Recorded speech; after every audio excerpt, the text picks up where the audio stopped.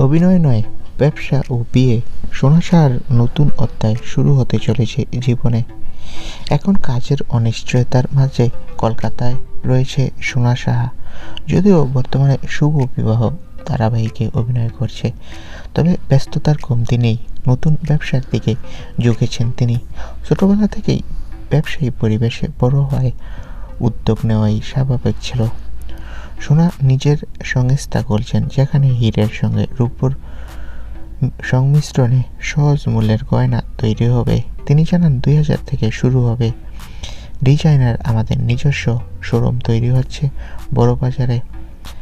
অভিনেত্রী বলেন যে ইন্ডাস্ট্রিতে অনিশ্চয়তার কারণে এটি তার পরিকল্পনার অংশ।